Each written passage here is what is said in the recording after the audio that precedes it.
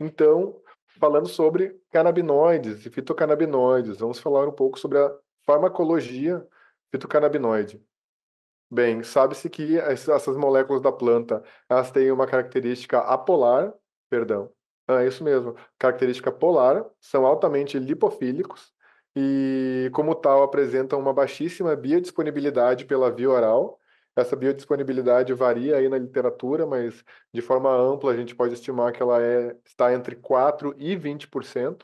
E essa biodisponibilidade vai ser afetada pela dieta, né, pelo regime dietético da pessoa, pela idade, pela motilidade gástrica, pela composição, pela qualidade do refino da própria formulação.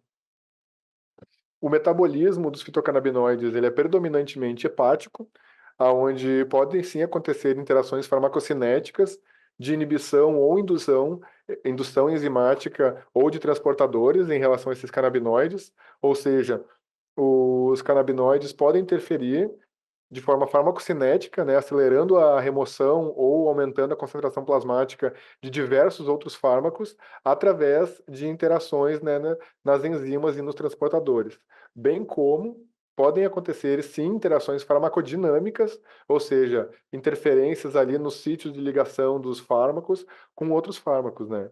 Nomeadamente os depressores do sistema nervoso central, como é o caso do álcool, como é o caso dos opioides, que podem ter o seu efeito potencializado em grande magnitude pelos canabinoides. E também os simpatomiméticos, como a cafeína, como estimulantes, as anfetaminas também recebem interações farmacodinâmicas importantes dos canabinoides. E a farmacocinética, ou seja, a forma, a velocidade, o modo de absorção e de distribuição, metabolismo e excreção desses compostos e os efeitos que eles vão produzir dependem da formulação e da via de administração. Esses dois fatores são muito importantes, porque os extratos de cannabis não são apenas extratos de cannabis. Como nós vimos, né, eles são um extrato que pode conter mais de 100 canabinoides e mais de 300 substâncias não canabinoides, todas de interesse terapêutico, ou seja, todas elas passíveis de potencial biológico, de potencial de gerar efeitos biológicos. E a, a formulação e a via de administração vão influenciar no tempo de início da ação farmacológica, na metabolização, na duração dos efeitos e também na qualidade dos efeitos. Né? Às vezes a gente ouvi falar que determinado indivíduo, quando entrou em contato com canabinoides, ficou eufórico. Já o outro indivíduo, quando entrou em contato com canabinoides, ficou deprimido. Já o terceiro indivíduo em contato com canabinoides ficou sedado. E o último não parou de dar risada e comeu toda a comida da festa. Né? Esse pequeno caso que eu lhes contei foi, na verdade, um experimento que aconteceu na vida real. Foi realizado pelo professor Rafael Mechoulam, que é considerado o pai da cannabis medicinal moderna. Foi um pesquisador búlgaro-israelense que foi quem destrinchou todas essas informações que nós estamos trazendo, né? Ele identificou, isolou, sintetizou em laboratório e começou os estudos com os canabinoides. E após ter já uma certa ideia de quais eram os canabinoides que eram responsáveis pelos efeitos psicoativos da cannabis, ele resolveu testar um concentrado de canabinoides, de THC, que ele e a esposa dele fizeram um experimento com os amigos do laboratório. Isso realmente aconteceu. Isso é uma história verídica, que não é um exemplo que eu estou dando. Prepararam um bolo com esse extrato de THC e deram para todos os colegas de trabalho, né, cerca de 20 pessoas que eram ali os pesquisadores do departamento deles de química na Faculdade de Medicina de Jerusalém. E observaram, tomaram notas, né, de tudo que aconteceu, e isso foi o que eles observaram. O primeiro experimento com canabinoides teve 25 resultados diferentes dentre as 20 pessoas, porque inclusive alguns indivíduos obtiveram duas ou três fases do efeito farmacológico, né, indo da fase da euforia para a fase da depressão, para a fase da sedação. Então, isso tudo, hoje em dia, a gente sabe que depende de todos esses fatores e a qualidade dos efeitos vai variar de acordo com os metabólitos que vão se acumular dentro do corpo do indivíduo, que vão variar de acordo com o perfil enzimático que ele tem, como que ele está degradando, como que ele está sintetizando essas substâncias. Bem, aqui eu trago uma tabelinha, né, que é uma compilação de vários estudos, que nos dá algumas informações farmacocinéticas em relação às vias de administração. Existem outras, né, mas essas aqui sendo as mais comuns, vias de administração que os canabinoides podem participar. Por exemplo, a via oral, que é a preferida do ponto de vista terapêutico e médico pela praticidade e pela facilidade de elaboração dos fitofármacos para serem consumidos por via oral. Ela tem uma absorção considerada lenta, né, levando cerca de 60 a 120 minutos para a instalação dos primeiros efeitos. Uma biodisponibilidade baixíssima, porque esses componentes vão sofrer extensa transformação pela atividade do trato gastrointestinal e mais ainda pelo metabolismo de primeira passagem, né, tendo muita inativação e excreção desses metabólitos antes deles já sequer conseguirem chegar ao tecido-alvo. Então, a biodisponibilidade dos canabinoides orais é muito baixa. Vamos estabelecer aqui uma média de 10% do que a gente encontra por aí. Metabolismo predominantemente hepático, né, principalmente devido ao metabolismo de primeira passagem. A duração do efeito, por outro lado, ela é bem fastidiosa, duração longuíssima, de 6 a 20 horas, porque dessa forma o sistema digestivo acaba se tornando um reservatório de liberação lenta desses canabinoides, né, abastecendo aí a circulação sanguínea e mantendo um platô bem duradouro. E a eliminação se dá de forma fecal e urinária, né, por cerca de 2 a 7 dias, podendo ser muito mais em usuários frequentes, né? Como a gente vai ver depois, eles acabam apresentando um acúmulo dos canabinoides do tecido adiposo, justamente pela característica apolar dessas moléculas.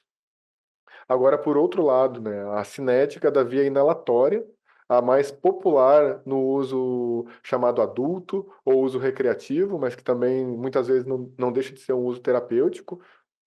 A inalatória, só para esclarecer, ela pode ser tanto fumada, através da fumaça, quanto vaporizada, através de equipamentos adequados, né, que têm termostatos eletrônicos e sistemas de indução térmica capazes de aquecer essa planta sem causar queima.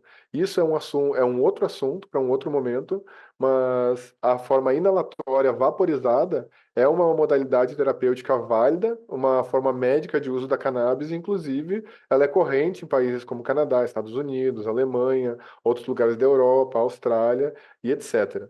Ela tem uma absorção rapidíssima, que está mais rápida, né, para além da intravenosa, entre 3 a 10 minutos para a instalação dos efeitos.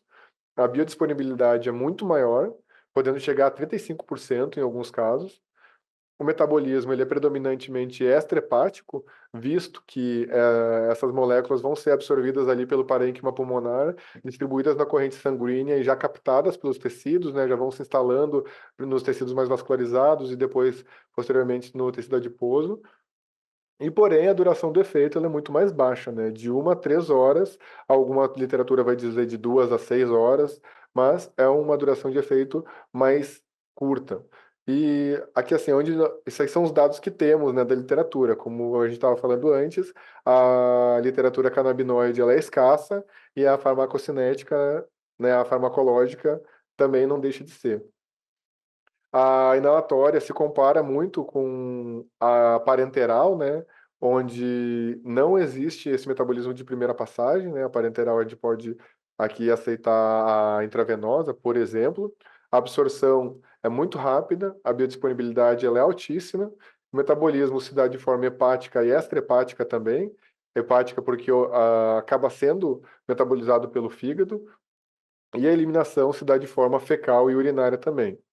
E, por fim, mas não menos importante, já que também faz parte da prática médica diária, é a absorção sublingual, utilizando a mucosa da língua, a mucosa sublingual, né, na boca. Essa absorção aí, ela é mais rápida que a oral e um pouco mais lenta que a inalatória, entre 15 a 40 minutos para a iniciação dos efeitos. Se estima que a biodisponibilidade é altíssima, mas, pois burla o metabolismo hepático de primeira passagem, mas não existem dados numéricos sobre isso. E a duração do efeito aí também de 3 a 10 horas, tendo a excreção fecal e urinária. Aqui eu trago um gráfico clássico da farmacocinética, né, que ilustra para nós como a concentração plasmática de dada substância varia em função do tempo, aqui, né, no eixo das ordenadas a concentração plasmática e no eixo das abscissas a passagem do tempo, e como uma mesma dose de determinada substância vai ter essa concentração plasmática afetada de acordo com a via de administração. Isso aqui é clássico para todos os medicamentos e para os canabinoides não deixa de ser diferente, porque em se tratando de medicina canabinoide, nós temos as formas de administração que se valem da farmacotécnica, né? Então, ninguém mais precisa ficar fumando maconha para ter acesso a alguns efeitos terapêuticos preciosíssimos, valiosíssimos, porque ao passo que eles acontecem, eles também trazem uma farmacossegurança muito grande, que essa é a grande sacada do uso da cannabis. Muitas vezes nem tanto pela efetividade farmacológica, né? Por exemplo, uma morfina bloqueia muito mais a dor do que um THC. Mas o THC é infinitamente mais seguro que a morfina e os seus derivados. Talvez um ibuprofeno bloqueie muito mais a inflamação do que um canabidiol. Mas o canabidiol é infinitamente mais seguro do que o ibuprofeno. E assim por diante.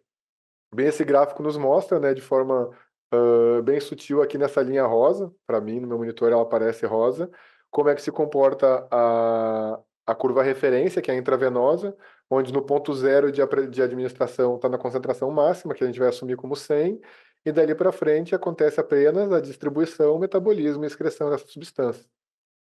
Já aqui na curva verde, ela representa como acontece a distribuição intramuscular, com um rápido aumento dessa concentração plasmática devido à alta vascularização do tecido muscular, seguindo, né, então, a segunda fase as três fases, né, absorção, platô e remoção da circulação plasmática. Já a azul aqui nos mostra como se comporta a subcutânea e no fim aqui no lilás, no roxinho, como que acontece a absorção por via oral, né? A curva da concentração plasmática por via oral ela é muito mais fastidiosa, tendo uma elevação lenta se comparada às outras formas, né? Um pico muito mais baixo, um platô muito mais extenso e um tempo de remoção também maior. Então, nós observamos aqui diversas formas de aplicar essa medicação, essa medicina, de acordo com o objetivo, com a necessidade. Por exemplo, a inalada, né, a inalatória e a parenteral, elas se aproximam da intravenosa, se aproximam aqui dessa curva rosa, né, de rapidíssima instalação, mas também de menor duração dos efeitos, e a oral tem essa janela muito grande de terapia que é interessante para os pacientes que precisam estar expostos aos efeitos terapêuticos por longas janelas de tempo, né? A inalatória aqui, ela se comporta como a intravenosa e a sublingual, em tese, teria uma absorção mais similar aqui com a subcutânea ou com a intramuscular, uma absorção muito mais rápida. No entanto, embora a absorção sublingual seja mais rápida, a capacidade total de absorção sublingual ela é baixa devido à baixa superfície de contato, a baixa área de superfície que a área que a mucosa sublingual apresenta, e também porque eventualmente esses medicamentos acabam sendo deglutidos e passam inevitavelmente para a absorção oral. Deixa eu ver aqui, eu tô algumas perguntinhas. Eu vou responder as perguntas no final, tá, gente? Senão, vou atrasar aqui o andamento da aula. Então, por que eu estou mostrando isso, né? Nós vimos aqui nesse gráfico as curvas de absorção, e aqui nesse esquema ao lado, nós temos relacionados graficamente, né, as formas de administração dos medicamentos e como que se dá o trajeto dessas drogas, né?